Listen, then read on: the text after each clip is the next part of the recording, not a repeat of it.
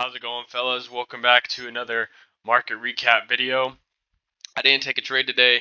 I was gonna take a trade today, but I ended up not. We'll just kind of get into that in a little bit. So before we get into the charts, let's just kind of hop on to what happened in the news today.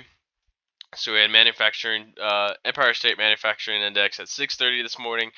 Came out bearish. This was aligning with my bearish bias today.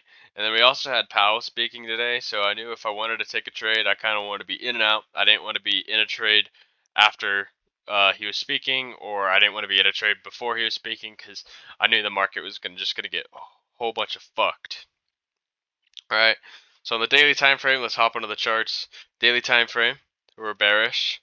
On the 4-hour time frame, we were bearish. I also had this equilibrium drawn out. I deleted it.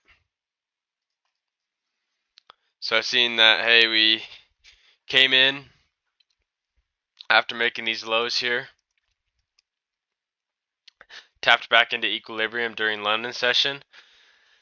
So this was also, for me, high time frame was aligning with my bearish bias, especially since I seen that, hey, we came up, tapped in, then we kind of rejected that price point and we started to head back down with a downtrend, right? Do that.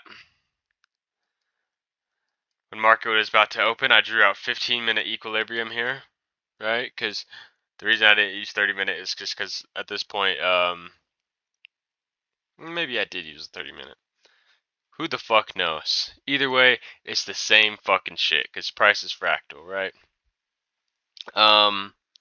Anyways, so I had drawn out equilibrium from these highs to these lows here. And then since I had known that, hey, the 4 hours bearish, but the hourly is bullish, just because we could see that we broke structure here, I'm going to need a little bit more high time frame confluence for me to want to take this trade today. So, drew out equilibrium, like we said, and then we seen there was this bearish fair value gap here, this 15-minute bearish or 5-minute bearish fair value gap here. And we've seen that, hey, we come up, we inverse this fair value gap, completely disrespect it, and then that we also come back down and disrespect the fuck out of this bullish fair value gap. So coming into this, I knew that this range here was going to be very, very, very high confluence for me, because prices move swiftly back and forth through this price range. So I knew that for me, it was going to be pretty high confluence because there is a imbalance in between this price range here, right? So from there, I seen that, hey, once we came up, we tapped into our 15-minute liquidity. We disrespected this fair value gap, and we disrespected this fair value gap.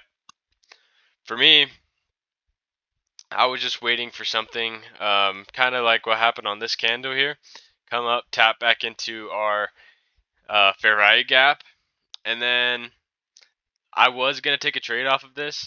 I didn't end up taking a trade off of it just because it was just a few minutes before news happened. So you can see that, hey, we come in, come up, fill 50% of this fair value gap in here, and then we close below it. I could have entered on that, but I didn't because it was 4 minutes before market opened. So to me, I learned my lesson from when I did take a trade in pre-market, and I just didn't end up taking the trade.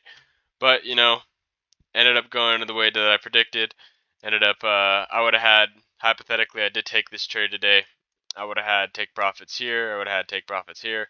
And this would probably be my final take profit here, just because, like I said, Powell was speaking. I didn't want to hold a trade for very, very long today. And yeah, man, that's really all I have for us today. If you guys enjoyed, if you learned something, drop a thumbs up, and I'll talk to you guys tomorrow. Peace.